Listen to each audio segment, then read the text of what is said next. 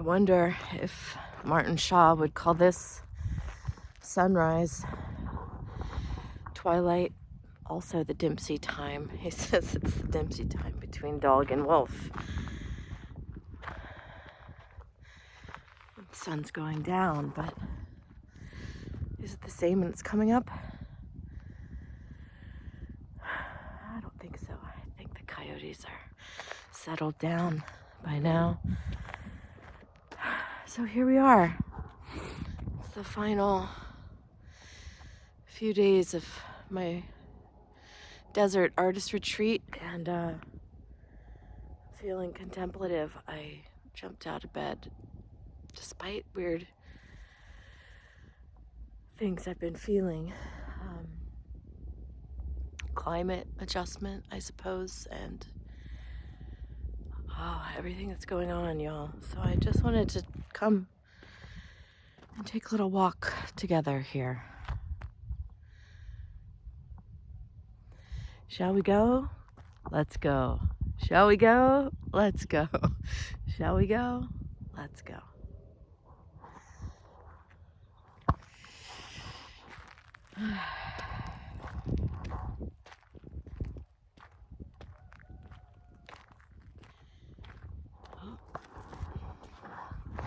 Let's do that again.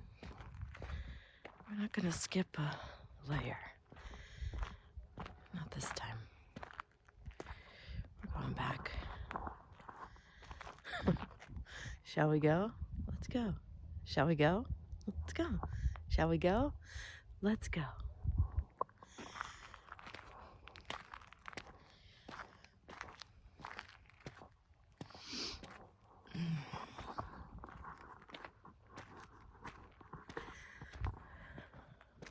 I don't have a total plan, but I wanted to talk about grief.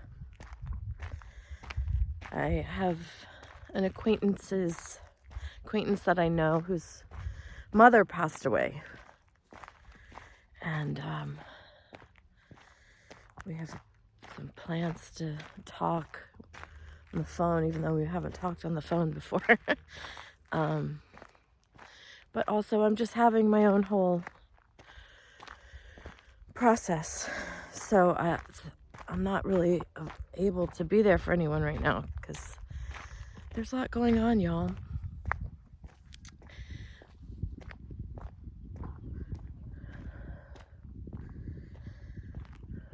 So the topic is grief.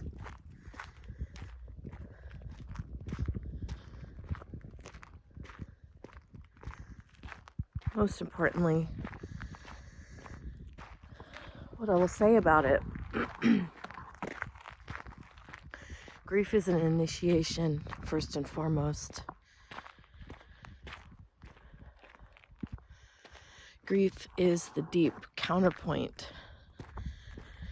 to all the pleasure. And although it sounds annoying to constantly repeat that, that statement of fact that we can't enjoy the good stuff without the bad stuff.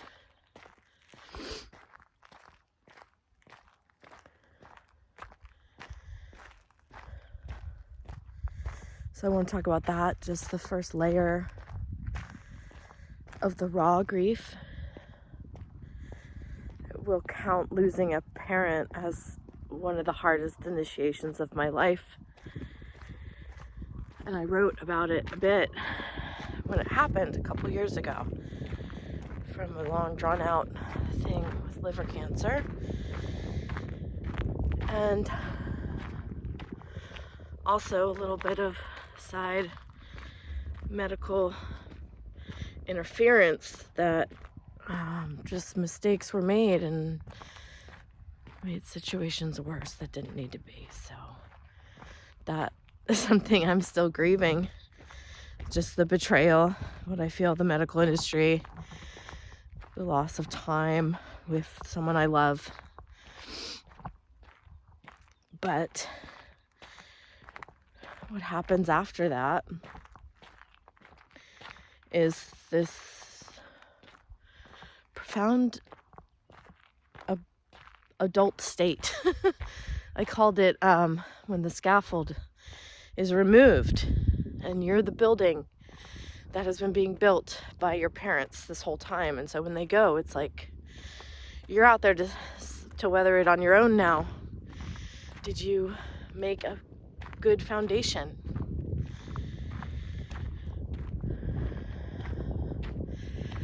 And the thing is about grief, just like pain, just like growing up with traumatized parents that weren't there for us, they're the teachers, they're the medicine.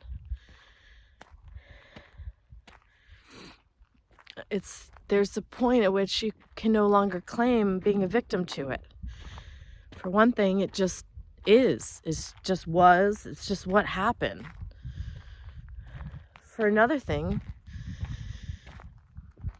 you can't be damaged forever by it. You can't harden into a shell. So you have to keep things pliable and resilient. Your heart, most. Your mind, your loins, your body. And that keeps your spirit from not being so heavy to carry around. Oh, how delightful is that? Little desert flower pushing up. Good morning. Who's here to greet the sun? I am. Me too.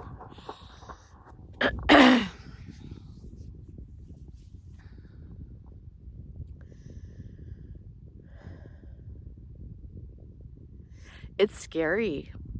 I'm still emotional about it. The idea that I have endured a lot of hardship. I had a very difficult childhood. Lots of ugly things. And I loved anyway. I still love my dad anyway. Some of the lessons were hard lessons, but I make this joke about my angels bonking me on the head if I'm like, if they're like, snap out of it, like, pay attention, and I'm like, oh yeah, like a cartoon. And I just imagine, my father being like that and his father being like that and everybody being like, snap out of it. We can't see what we can't see. But the idea that the good stuff, the values that I carry from him of integrity in the end and of transforming your life and loving anyway. Hard work, how to work with wood. I learned some of these things from him. Learn to turn eggs off a little ahead of when you think they're done, because they'll keep cooking in the pan.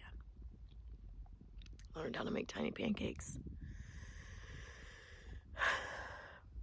and why they're so special. I learned to put blackberries actually in the pancakes.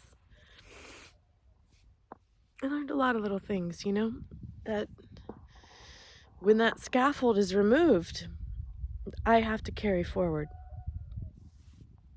I have to carry it forward. The values that are baked into me.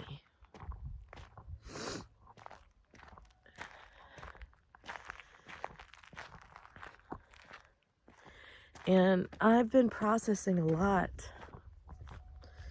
I wrote about it. I process my feelings a lot through writing. And I do believe, there's a book taking shape somehow. Because I am trying to live the best story that I've ever heard.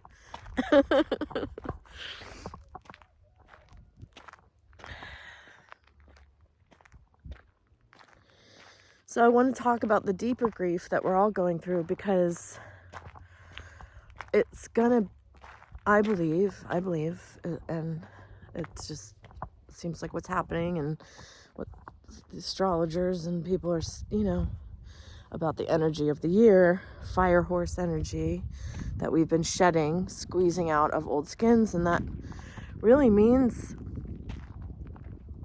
standing in your truth.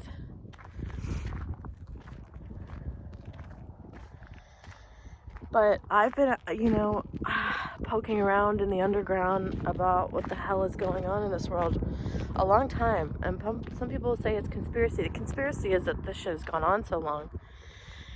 And so when you really do start to see it, you can't unsee it, and then you stop being able to participate in any of it because it's just too wrong. It's just wrong. I just can't. And you start to notice the ripples of it, right? How the wrongness has rippled out, and I keep being checked and checking myself. Is this still the echo of this old pain, my old pain? I think that old world wants to create as much trauma and drama as possible, and that has stayed in our bodies and for lifetimes and generations, and we know this. All about somatic healing and everything, right? But I'm telling you, it's like I keep being surprised by how far it ripples out. And so I'm like, no, I want the purest heart has to go into what's made next. I make culture. I'm an artist. Culture is the soil our consciousness grows in. It's the dream material. It's the stuff that we pull from the ephemeral into reality to say, we could do it like this. It could be like this. And then we embody it and we live this certain kind of freedom. In our example, that's what artists do. And it's been impossible to do it with integrity, because if I'm on there trying to shill something, a course, this, that, it's poisoned. If I have some ulterior motive of getting something out of it, poisoned. If I have some past trauma, some workaholic pattern, poisoned. If it's just my own need to be liked at the bottom of whatever I do, poisoned. It's like each thing keeps stopping me, and I'm like, okay, no, I can't. Okay, I have to heal this in myself. I have to heal this in myself before I can go forward and make something that is what I would consider part of the more beautiful world our hearts know is possible. Charles Eisenstein's best book. How do we do that? Ask the women who run with the wolves. I love those books that they could just be on your table. You don't even have to read them. They will change your life. Those two are on that. There's others also, but anyway. But that's what we're doing, right? That's what I dedicated my life to. I don't have children, so I'm like, all right, well, I'm in. I'm dedicating my life to doing this, to making the world a better place with my art. How do I do it? And I've been pushed to the edge, exiled completely from everything I knew, because I was like, I'm sorry, I can't keep walking that way with you. I have to go walk a different way and find out, because it's got to be different. It's got to be different, but have the real heart, the real bones of it. Need to have integrity. And I know what I've had to do to protect myself in this. I've been out here alone, finding out about all the way the world works, and knowing and sitting, holding that darkness, but not letting it poison me, not letting it take over my imagination, not letting it drag me into fear. Just being like, it's as unfortunate as a rainy day. Humans are complicated, and yeah, we're living through a bunch of weirdness. Also, and I'm not saying this to be alarmist, but first of all, what they're willing to show us is never a fraction of it. That's like that's just who they're willing to to burn. They'll burn some of their own people in these scandals and let them go down. But, you know, the real ones are still going to be untouched. Very likely that the man with the files is alive somewhere in a tropical location. We've heard that. Even heard that the little mustache man himself escaped to Argentina. So they take care of their own, y'all, and they've been at it a long time. They've been so good at concealing things from us that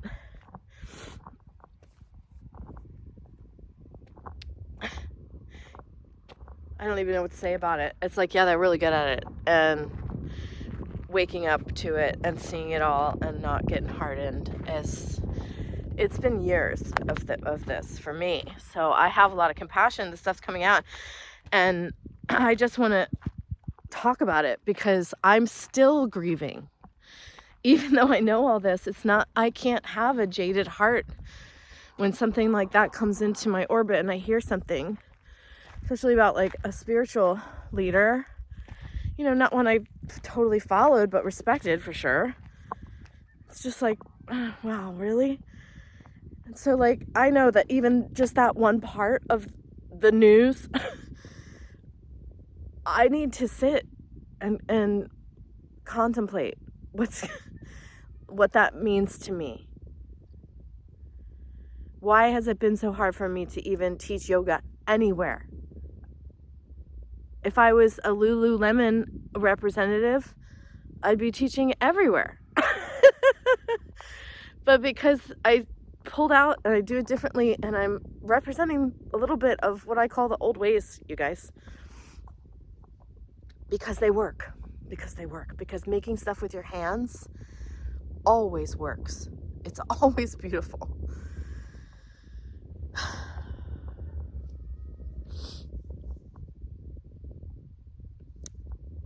And the gurus coming down, I mean, just the corruption, the sex scandals, the money, the stuff, it's just, you know, and then when that's in a lineage that I truly benefited from, and even though it was adopted, you know, in my 20s, that was enough for me. And I'm not going to just reject it and just flip and become like a self-righteous Christian now. I made peace with Jesus, and Jesus has been here with us this whole time, going on this whole journey. He knows what we've been through. So I'm like, I don't feel the need to perform my spirituality in some grand theatrical way like that and do like a, now I'm here. Oh my God. You know, so I really do want to also caution against the pendulum. Oh my God. Oh, it's the liver. Oh, it's Trump. Oh, it's this. It's like, oh my God. Whiplash, you guys. From the pendulum swinging. It's like when you do your spiritual work, your center starts to get like that. Okay? You're trying to stop the pendulum swinging wildly. Observe yourself. Recognize that we are all human. Human story is fucked up, you guys. It's a real high stakes drama. And a lot of it's really dark. Not avoiding looking at the dark stuff is part of it too. It is complete and total spiritual bypassing to avoid anything painful, hard, ugly. I mean, people probably think that about me, that I'm being kind of Pollyannic because I don't watch the news, but I'm like, I can only take in and process so much. So I got to be careful that I don't take in more than I can handle, because I am, like, I do feel it. I'm a feeler. I got a lot of water in my chart. I'm very, very sensitive. It's one of my superpowers. I don't make myself feel bad about it anymore, but I don't have the kind of time to heal from hurtful things like that, from insensitive, callous people too. I don't have the time. So I have to protect myself. I have to be wise, you know, and yeah, I want to know the truth. I want to understand and also be inspired. So we're nearing the center here, and have I talked about the problem? Have we? I will just say this as I'm nearing the middle, and then we're gonna talk about what to do.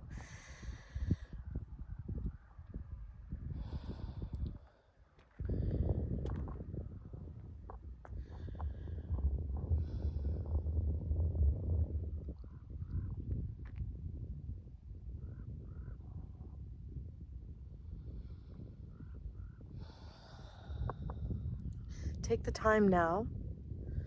When these things come up and when they're fresh, don't wait. Don't act as if you can be callous about it. You can't. You should go and cry to a river or take a walk or hug a tree and write or sing. Do something really deeply expressive about it. That's how you process, and you let yourself be changed by it. You let yourself step into maturity. You don't just take it in and chalk it off to that's just how things are and this is just humanity. You don't need to make a big proclamation online that everyone can see about how your outrage and what's going on and you know how you'll never do this, like that. Avoid the pendulum swing. It's a trap. It's a trap. And who knows how life works? I mean, who knows what people have done in past lives? And, you know, we don't know. We don't know. And we don't know the purpose that the hardship plays either for us. So just take a bigger perspective, have some trust, process your feelings fully, deeply, because what they're showing us is a fraction of it. And they're not going to let go of this whole operation easily. They're gonna go down with a epic fight, I think, you know. Don't fight the battle. Be a Zen ninja. Be a